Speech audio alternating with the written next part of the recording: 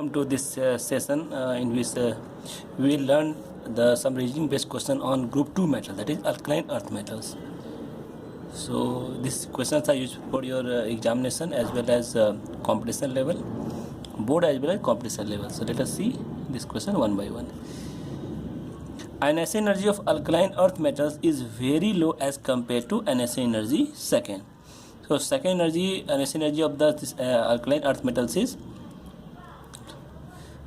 this is high, but the first ionization energy of alkaline earth metal is very low. Why? So what is the reason? So reason is actually in case of second ionization energy is actually it is just double of ionization energy of first one, because this alkaline earth metal consists of one s2. If you see here, this is the s2 ns2 electron, this is the ns1 electron. So it is easy to take out electron from the s orbitals, but it is difficult to take out from the ns2 orbital.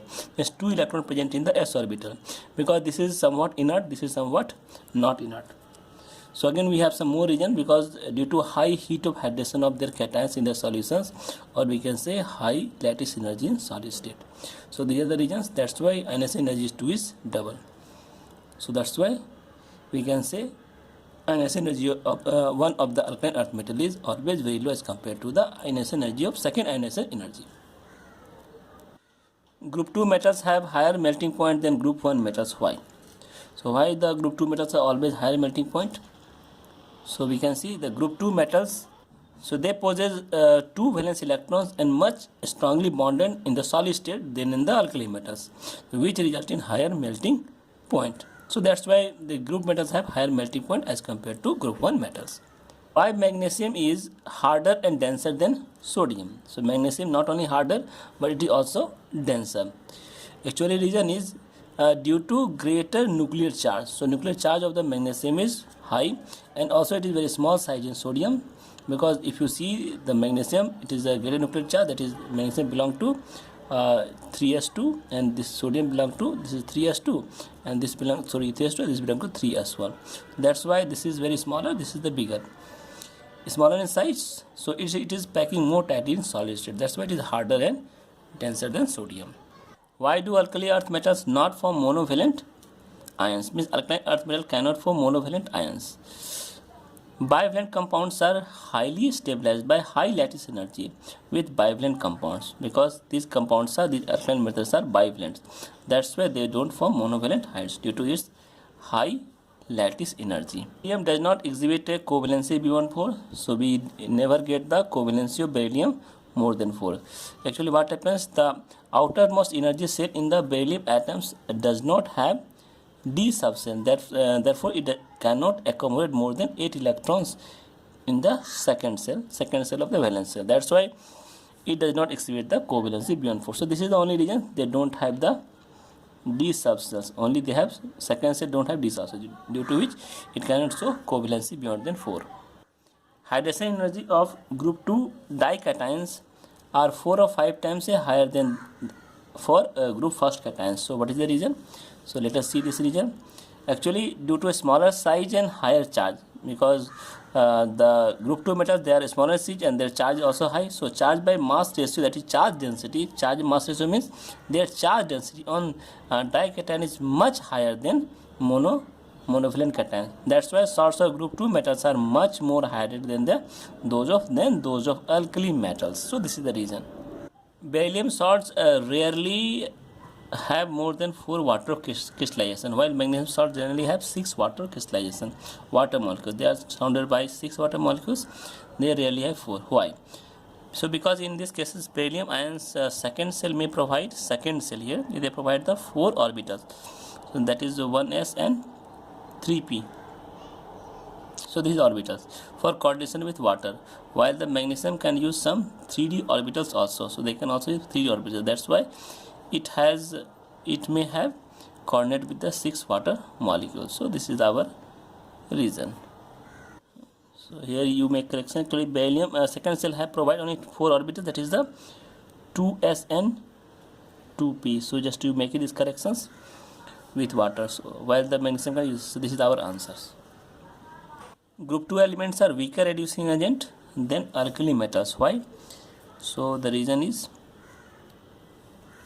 Because they have a high sublimation energy and high ionization energy, so these metals have a lower oxidation potential due to this one, sublimation energy and high ionization energy, and also they are less electropositive than the group 1 element. That's why they are weaker reducing agent. Beryllium, magnesium do not give flame color, whereas other alkali earth metals do so. Why? Because the energy required for the electronic excitation, because when electron is leaving from their orbit, outermost orbit, so they require energy. So this energy of excitation and de-excitation does not lie in the visible region.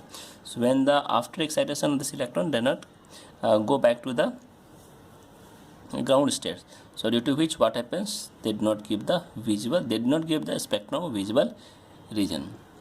That's why they do not give flame color. Why are salts of group 2 metals are dimagnetic in nature? So answer is, actually these metals do not have any unpaired electrons and they are dimagnetic in nature, so they do not have any unpaired electrons. So this is our reason. Group 2 metal salts are less soluble in water than the corresponding alkali metal salts. So if you see, actually this group 2 metal cations, they possess high lattice energy, so due to their smaller size and higher charge. So this is the reason. So why? Because of smaller size and higher charge, they have high lattice energy, and that's why they are less soluble in water. So actually this lattice energy is the main cause for the lower solubility in the water. Beryllium oxides, this is the beryllium oxide, magnesium oxides have a high melting point. Why? So let us see these answers. Actually same is high melting point means again lattice energy is also reason. So lattice energy of these three compounds is appreciably high due to smaller charge and high nuclear energy. Similarly, these two metals, their hydroxides means beryllium and magnesium hydroxides also weaker than alkali metal due to this thing.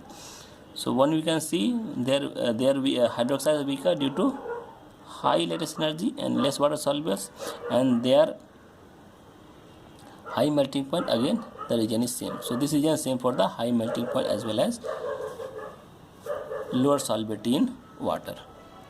Explain why beryllium hydroxide is soluble in sodium hydroxide but barium hydroxide is insoluble in sodium hydroxide. So beryllium hydroxide is actually amphoteric and barium hydroxide is alkaline. So these two things are different, and beryllium is smaller in size. Why? It is less ionized to release OH minus, so due to more covalent character. So this is the covalent bond is formed between the, is more covalent, this is the less covalent. That's why this is soluble in sodium hydroxide but this is not insoluble in sodium hydroxide. So this is the reason for the amphoteric in nature. So this comes, actually this covalent bond comes through the rule, that rule is known as Fazan rule. So they are following the Fazan rule. Barium hydroxide not following the Fazan rule. Beryllium halides fumes in air. Why?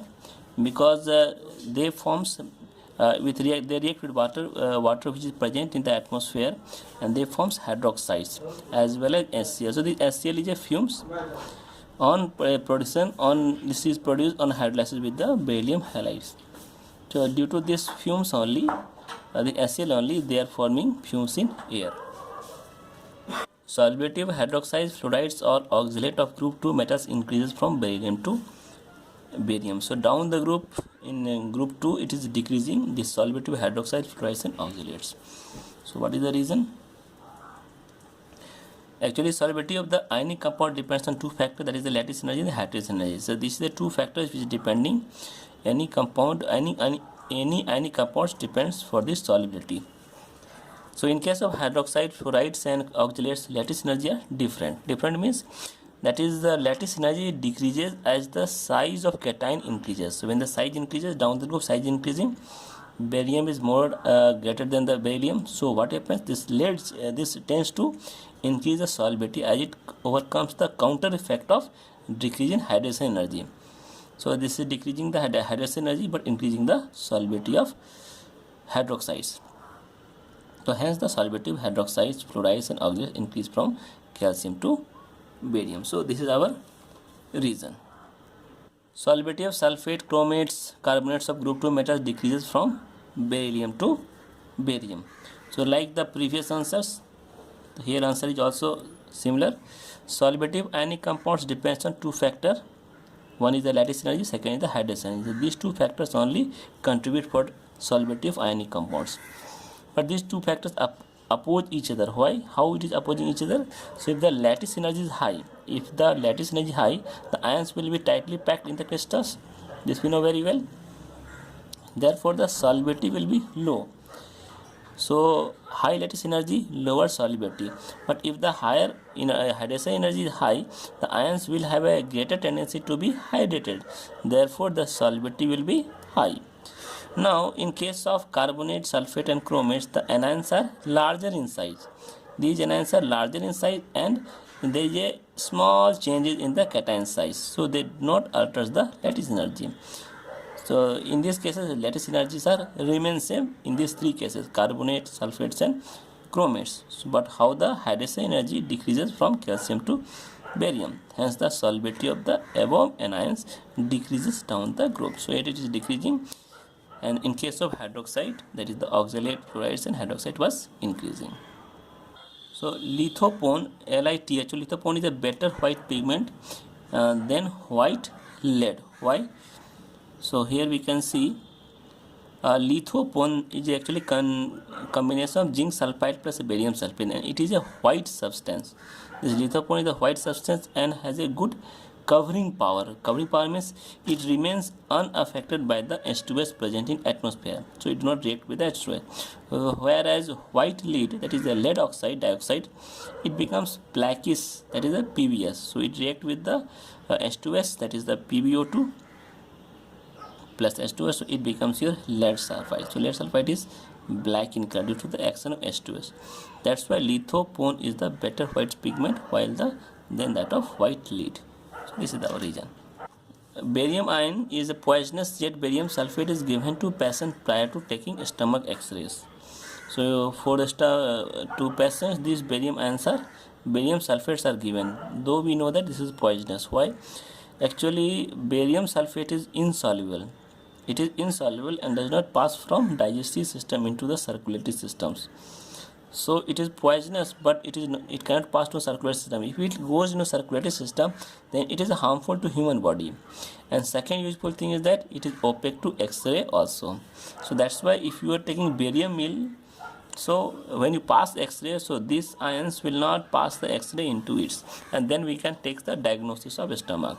So this is one of the useful application for the patients to diagnose their disease.